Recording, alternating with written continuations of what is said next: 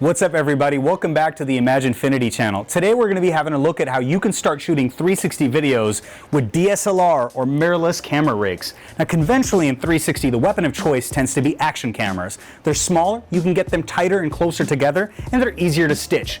But what if you need to shoot in low light or need that crispy cinematic dynamic range? In those situations you better be ready to shell out 40 grand or go with a solution like this. Today we're going to be having a look at the 4X Sony A7SII camera rig for shooting 360 footage, how you can build one of your own, all the considerations you need so that you can get started with 360 videography using DSLR camera rigs. Let's get right to it. Alright, so step number one is figuring out the camera body. For today's experimentation, we're going to be working with 4 Sony A7SIIs. Now, as most of you are probably aware, the Sony A7SII is a full-frame mirrorless camera and a low-light beast. We're talking 100,000 ISO. This thing can practically see in the dark. Now, really any camera body can work in this type of 4-camera configuration, as long as you have a wide enough lens. So you could use something like the GH4, the brand new GH5, the A6300, the A6500, the options go on and on. Now depending on the camera body you end up using, that'll dictate your lens choice, which is step number 2. And really the objective here is to maximize coverage on whatever sensor you have and to get as close as you can to a full circle fisheye.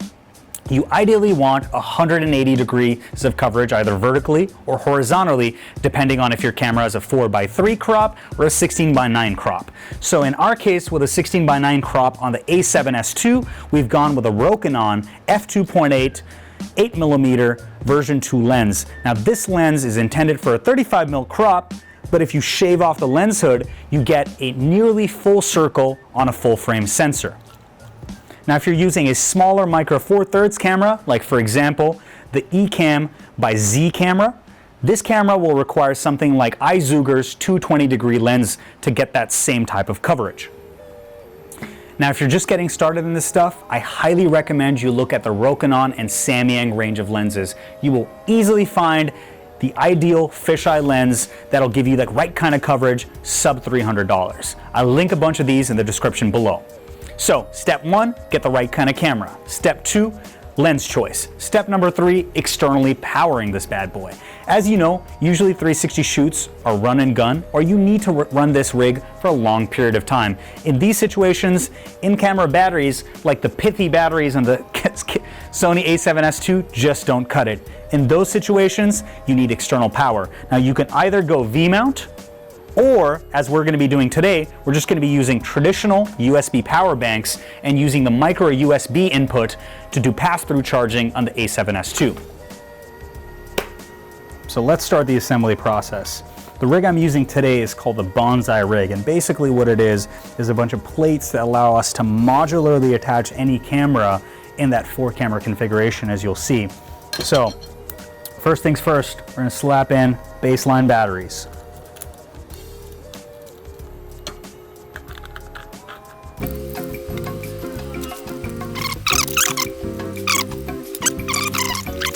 Alright, so now that we're putting a camera rig together, what we need to ensure is that each of the cameras has the identical settings going on. So I ideally want to max out 4K and the highest frame rate that you can possibly get. So on something like the GH5, that'll be 4K at 60 FPS. On this A7SII, we're dealing with 4K at 30 FPS. So let's turn that up. Now, in today's situation, we're going to be using the in-camera 4K encoding. But in more professional scenarios where you have the space, you could use an external recorder like the Atomos and having everything recorded externally in 422 or 444, 10-bit, 8-bit, depending on your camera output. So we're just going to take a second here and make sure all of these cameras have the identical camera settings. We're talking about ISO, white balance, frames per second, shutter speed, the whole shebang. Everything needs to line up with a master camera. Alright, so we've got all these cameras set up with the identical setting. ISO, auto white balance, shutter speed, recording frame rate, everything is all synced up and matched. Now what comes next is a little bit of organization. I highly suggest you guys start labeling your cameras. So what I've done is north, south, east, west, and 1, 2, 3, and 4. And correspondingly, if you come over here, we've got our SD cards matched up as well. Now, if you keep the identical date and time on all of these cameras, your life is going to be a lot easier in post-production when you're going to be wanting to sync all of these videos up for stitching purposes. All right, so now that we have the identical camera settings on each of our camera rigs right here, we're going to start the mounting procedure. Now, there's a variety of ways you can put your rig together. The conventional approach is to use some kind of a cheese plate and use a bunch of L brackets. You can use something exactly like this, Arc of Swiss, and mount those as tight as you possibly can. Here we've gone with a more custom approach using the bonsai rig. The advantage here is you've got a removable plate on the bottom that lets you mount and dismount very easily, making it easy to do things like access SD card, change settings between shoots. So as you can see right here, it's very easy to mount, making it very convenient to swap out faulty cameras, change settings, access SD cards, the whole shebang, and boom, we're done. Now for the cherry on top right here. Usually what we'll also do is put an ambisonic mic, usually the Zoom H2n, right up top. So here we have it, the completed 4x A7S2 rig. So now for our powering solution, we're just using a power bank right here. This is a 20,000 milliampere power bank. This will give us a good amount of juice for the shoot that we're trying to do. So all I do is really just mount this guy right here on the bottom of the tripod. Nothing too crazy. You all familiar with good old gaff tape? Gets the job done. Okay, this probably could have done it in a more clean, aesthetic manner, but it works. It'll do just fine. Power bank number 2, these only have 2 USB ports and we got 4 ports in total. So 2 power banks and we're good to go. You could probably find something with 4 ports and you get more with less. Very simple. I'm sure you could get more elegant and create a 3D printed mount for this. But for today's experimenting and jimmy rigging, I think this shall suffice. Next up, we get our micro USB cables, a load of them. So the A7S2 makes it very easy to have access to your micro HDMI and micro USB ports right here. So it's very easy to plug this in and kind of shimmy this through the camera rig without getting it in line of sight of anything and hooking it up down here very easily. Voila, we're starting to power up our rig. So hang tight as we plug all of these in.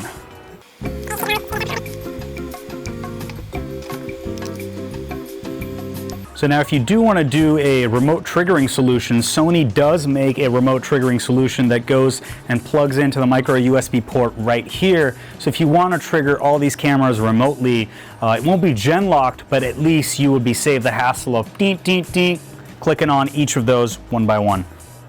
As you can see, we're all about aesthetics and elegance over here at Imaginfinity. Alrighty, so basically, we've got external power, and this thing can go for about an hour, hour and a half. Tonight, we're actually going to do our first test to see how far and how long these can actually go with these USB power banks. And a full set of batteries, of course. Cool. Well, very good. Thank you so much for watching this. Today, we'll be talking about 360. Alrighty, so now that we have the rig set up, let's talk a little bit about shooting considerations. Where these kind of rigs really excel is landscape shots, where the action is all around you. Outdoors, open indoor spaces, time lapses, night lapses, this is your rig of choice. You can get that excellent dynamic range, and if you're able to shoot in a flat color profiles, as most mirrorless or DSLR cameras support today, you can really have a lot more control in post. And A7S2s give you about 12 stops of dynamic range. Blows the crap out of any action camera that you could possibly find. But what about when you have fast-moving action or action closer to the camera? In those situations, you have one of 2 options. Option number 1 is, as you can look right here, we've got 180 degrees of coverage vertically, not so much horizontally in this landscape orientation of the camera. Now what you want to do is make sure the action is framed tightly within each of these lenses. So what you might want to do is make sure your action is restricted within these extremities in each of these camera lenses. But In the second situation, if you do want action moving between stitch lines, what you want to do is try to maximize the distance away from the camera. So Jerry, if you just try to get into the stitch line right there, just to illustrate what happens, as you can see right there, Jerry's in the stitch line, and if he jumps back and forth there, he's coming in and he's going out. So as he's cutting away over here, he's coming into frame of this camera right here. So in order to make that stitch as clean as possible, you want to maximize the distance of your action away from the camera. So the farther the action is jumping between stitch lines, the easier it will be for you in post to make this happen. However, you can go another route and get 220-degree lenses on something like the Zcam E1 or the GH5 using the Izuger 220-degree lenses, and in that case, you have even more overlap, allowing you to get much closer to the camera and not have those issues in stitching. All right, so we're out here in windy San Francisco at the beautiful Bay Bridge that you can see right behind us. We're gonna showcase the low light capabilities of this rig. If you pull in right here, you can already see, hot diggity damn, that looks spectacular. And basically, let's talk a little bit about framing considerations while we're out here. So this is an idyllic condition for shooting with this rig. You've got all your subjects of interest at a far distance from the camera. This is going to be a very easy stitch, as you'll see in post-production. So basically what we've decided to do out here is position the camera very close to the rim or edges of this viewing bridge, much like an actual person would be. The camera is at about average person height, so it seems realistic. And we're going to go about doing our checklist. We've gone and connected this display to every single camera. Make sure the f-stop on the lenses, the focus is marked. You can usually use a little duct tape or gaffer tape to lock that down. Check the ISO on one master camera, and then go about propagating those settings in every other camera, making sure with a external monitor that it all looks pristine and perfect. Once all of that is done, we're ready to hit record. We're gonna go through our final checklist before we hit record. Power banks are good to go. We've got our lenses at f2.8, focus is at infinity, ISO, shutter speed, 4K 30p on each of these cameras. Now we're gonna get our ducks in a row. Alrighty, so piggy number 1, piggy number 2, piggy number 3, and finally piggy number 4. So usually what you want to do is do a little clap sync. So we use that as a reference in our stitching software to synchronize all the footage. So we're going to do a... Now we're good to go. Alrighty, let's go. A few moments later. So now we come back to the cameras after you're done recording, and hopefully everything's gone as planned. So as we can see, let's see. Piggy number 1, that's an optimistic sound.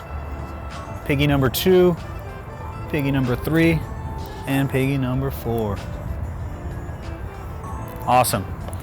Everything went off without a hitch. Now, if you follow the instructions thus far and the date and time have been synchronized on all these cameras, that'll be far more easier for you when you bring this into post-production to align all of this up for stitching purposes. All right, so now we're gonna do a test to show you guys the minimal stitchable distance of this kind of camera configuration. Again, like I said, based on the sensor size and lens coverage that you have going on, you can get closer to the camera or not as close to the camera. So in other words, your lens and sensor size combination dictates how close you can get to the camera. So in this situation, let's see what we can work with. Let's turn our piggies on real quick first off. You can stay in one place for a second. 2, 3, and 4. We'll do the classic clap sync. And now, Jerry's gonna pick a lens to stand right in front of, and I'm standing right in front of this lens, and you'll see us rotating around. So we're approximately about a, I don't know, what would you say this is, like a 3 feet distance? About. Yeah, so maybe a 4 feet distance, so let's do a little circle now. So you'll see us walking through the stitch lines, and you can see, given the parallax between each of these vantage points, it's visible and it's noticeable. So ideally, as I mentioned before, when you have action going on, you want to pick one of these frames and ensure a majority of the action is taking place. But now if we move back farther and try to do the same thing, Jerry, don't get run over by a train over there. And now if we try to do a circle much farther away, you'll notice that stitch line isn't as bad as it was previously. And this is because the farther you get away from something, the parallax reduces. The closer you are to something, there's increased parallax between these different vantage points. So now that we've established what you can do to add movement to your shots, you have all the ingredients you need to get started. The next step would be taking this camera rig back to home base, pulling out the SD cards, throwing it in our stitching software, and working with the final result. So let's go and check that out. Alrighty, so we're back in the shop now, and we've taken our SD cards, moved everything to our computer, and dropped it into Premiere. So usually what you'll end up with is each of your cameras nicely labeled, camera north, east, south, and west, cam 1, 2, 3, and 4. And if you've done everything right, aka set your exact date and time settings, it'll be very easy for you to line all of this up. You'll have the exact same number of clips in each of your cameras, so it makes very obvious where everything goes. So here for one of the test shots, what we've done is just dragged all the 4 clips into one timeline. Here you can use Pluralize or Adobe's inbuilt audio synchronization to get that line up with those claps that we did. Once all of that is lined up, you'll trim off the extremities, snip off any extra footage, and you can bounce off each of these clips as a Cineform file. At this point, if you want to add a layer of denoising or color correction, that is the way to go. You should apply a base color grade to the raw footage as it comes out of the camera, exporting it into something that works better. So in this case, we're recording in MP4 with, XAVC 4K codecs on the Sony. And that's not something that works very well with our stitching software, so we'll bounce everything to GoPro Cineform. So you can do that in a couple of different ways, but the easiest way I've found is to just simply create a subsequence for each of those different clips. So if you just right click on the timeline, I'll go about creating make subsequence. And what you'll end up with is 4 subsequences, each corresponding to the different cameras. The next step is as simple as opening up Adobe Media Encoder and dragging all of these guys into it. Once you do that, you'll have a nice render queue set up, bouncing all those videos to Cineform, and then we'll bring it into Autopano video to do the stitching magic. So as you can see, we got the subsequences set up over here, and basically all we need to do is open up Adobe Media Encoder and just drag all of these clips in. Voila. If you have a preset set up, I can convert all of these to QuickTime and then turn them into my rewrap to Cineform preset that I've made. You can make your own. Pretty simple, pretty straightforward stuff. I don't need to baby you guys through this. So, looking at our footage real quick though, we can see what we're ending up with. We've got a bunch of different shots of these various angles. We'll bring this into Kolor Autopano video and make the stitching magic happen. So, jumping into Kolor AVP, since we've done our synchronization in Premiere, no other work is required. You can be lazy and rely on Kolor's inbuilt synchronization. It's gotten exceedingly well in recent past, but I prefer to get that fine granular control in an NLE before I start bringing it into stitching, so I don't need to worry about any of that. And there, it's as simple as going to the stitch module, choosing the appropriate lens model. Here we're going with 9mm fisheye or 8mm fisheye, hitting OK, choosing a right frame where everything looks good, and you've got a rough stitch. Beyond that, you can open up, hold up, it'll take a second. Beyond that, you can open up Autopano Giga and make sure if you want to play with control points a little bit more, masking points, the whole shebang. But we're not going to get into that. This is not a stitching tutorial. This is just to give you an outline of how things work. Even with a very basic auto stitch, we've got an RMS about 3 right here, which is pretty damn good. Bring that under 3 and we're gravy. So as you can see right here, we've got a very nice preview of this lat-long panorama. From here on, we can export this out as a Cineform, bring that into our NLE, and chop it up like any other video.